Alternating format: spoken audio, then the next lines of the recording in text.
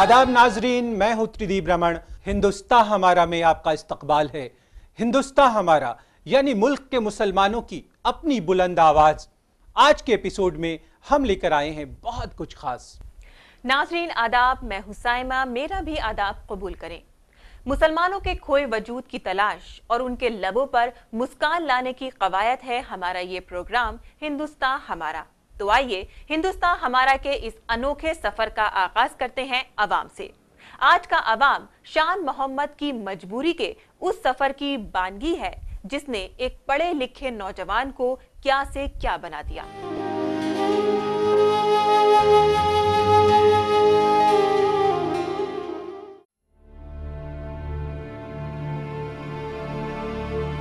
हौसले और जज्बे की एक कहानी है शान मोहम्मद की।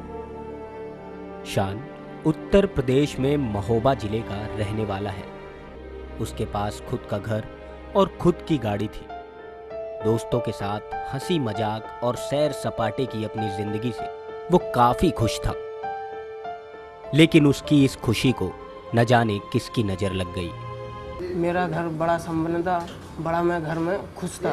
मेरे पिताजी की तबीयत इतनी ज़्यादा ख़राब हो चुकी कि मुझे पैसों के लिए बहुत ज़्यादा ज़रूरत पड़ गई, इसलिए मुझे दिल्ली आना पड़ा। अपने वालिद की बीमारी के इलाज में जब शान का घर बार बिक गया तो अपने घर के हर बोझ को खुद के कंधों पर उठाकर वो दिल्ली आ गया। नौकरी ढूंढते ढूंढते एक दिन वो गाजियाबाद के वैशाली इलाके की एक ट्रैवल एजेंसी पहुंच गया। ये करने के बाद मैं दिल्ली आया नौकरी की तलाश में। तो नौकरी काफ़ी दिनों तक नौकरी तलाशता रहा, नौकरी नहीं मिली। शान के पास ड्राइविंग का कोई एक्सपीरियंस नहीं था, लेकिन उसकी लाचारी देखकर ट्रैवल एजेंसी के मालिक का दिल पसीज गया और उसे काम पर रख लिया गया। इस तरह एक पढ़ा लिखा होनहार नौजवान मजबूरी और लाचारी के सबब एक ड्राइवर बन गया। शान 1.5 साल से इस ट्रैवल एजेंसी में गाड़ी चला रहा है। हर सुबह उठकर वो जल्दी से तैयार होता है, कपड़े धुलता है, खाना बनाता है और जली अधजली रोटियां खाकर निकल पड़ता है अपने अनजान सफर पर। आज भले ही शान ड्राइवर बनकर अपने घर वालों की जरूरतों को पूरा करने की कोशिश में जुटा है, लेकिन रह रहकर गुजरे दिनों की यादें उसे हर पल बेचैन करती हैं।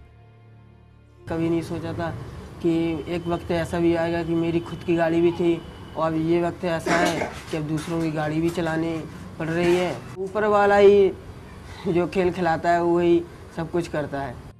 ना तो यह कार और ना ही ये रफ्तार उसकी जिंदगी का मकसद है।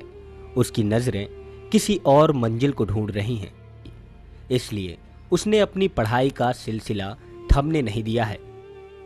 ड्यूटी नहीं होती है, टाइम मिलता है तो अपना कुछ पढ़ाई में भी ध्यान देता हूँ। उसे मालूम है कि हरफों का यही कारोबार उसे उसके मंजिल ढूंढने में मददगार साबित होगा। यूं तो दर्दो गम की कोई जुबा नहीं होती, इसे शान भी समझता है और ये निरीह परिंदे भी। पर आज के मौजूदा हालात में यही परिंदे उसके सबसे सच्चे हमसफर हैं, जिससे वह अपने दिल की बात कह सकता है और उनकी चहचहाटों में दुनिया जहां की बातें सुन सकता है।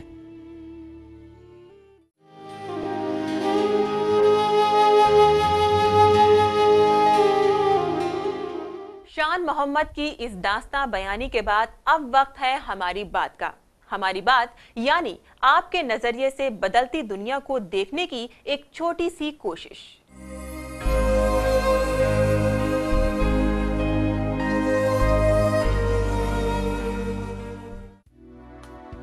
मुल्क की दारुल हुकूमत दिल्ली समेत कई रियासतों में वक्फ की बेशुमार जायदाद हैं। इसके बावजूद इसका फायदा मुल्क के मुसलमानों को नहीं मिल पा रहा है। वजह है इन जायदादों पर गैर कानूनी कब्जा। राजस्थान में 62 वक्फ जायदादों पर राजस्थान गवर्नमेंट का नाजायज कब्जा है। तो ये तो मुस्तकिल सिलसिला है। ये सिलसिला पंजाब में भी है, ये सिलसिला दिल्ली में भी है, ये सिलसिला मध्य प्रदेश में है। हालांकि इस मसले से जुड़े लोग पिछले कई सालों से कॉन्फ्रेंस, रैली और आरटीआई के जरिए इन मामलों को हल करने में लगे हैं। लोगों में इसे लेकर बेदारी तो आई है, लेकिन कोई बड़ी कामयाबी अभी तक नजर नहीं आती। जानकारों के मुताबिक मुसलमानों के पास सोने की खान होने के बावजूद वो कंगाल हैं। हम लोग सोने की कान पे बैठे हुए कंगाल हैं। वक्फ की जायदादों पर कब्जों को लेकर मुसलमानों का एक बड़ा तबका इस लड़ाई को संजीदगी से लड़ने की बात कर रहा है। जानकारों का मानना है कि दारुल हुकूमत दिल्ली में ही वक्फ की जायदादों पर नाजायज कब्जों की लंबी फहरिस्त है। ओबराय होटल बना हुआ है निजामुद्दीन में, ये वक्फ प्रॉपर्टी में बना हुआ है। इंदिरा गांधी इंटरनेशनल एयरपोर्ट बना हुआ है, ये वक्फ प्रॉपर्टी पे बना हुआ है। मैं कितनी मिसालें दूंगा आपको। खुसरो पार्क बना हुआ है निजामुद्दीन में, ये वक्फ प्रॉपर्टी पे बना हुआ है। आपको सुन के हैरत होगी, पंजाब में अंबाला में जो कांग्रेस भवन है वो वक्फ प्रॉपर्टी पर बना हुआ।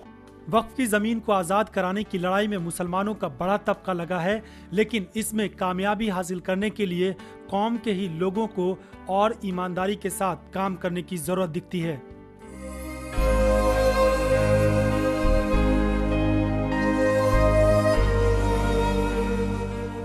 दूर उफक के नीले पानी में उतरे जाते हैं तारों के हुजूम और थम जाते हैं, सैयारों की गर्दिश के कदम खत्म हो जाते हैं जैसे वक्त का लंबा सफर। अब वक्त हो चला है एक छोटे से ब्रेक का। ब्रेक से लौटने के बाद हम आपको दिखाएंगे मकाम और पेश करेंगे अजीम शायर जनाब बेकल उत्साही को। पर आप कहीं जाइएगा नहीं, वक्त की धड़कनों को यूं ही संभाल कर रखिएगा। हम लौट कर आते हैं पल दो पल में। कभी उल्हाने मिले, शिकवे मिले, रंजो गम की बारिश हुई, पर उन्होंने उस हर लम्हे को उतनी ही शिद्दत से जिया।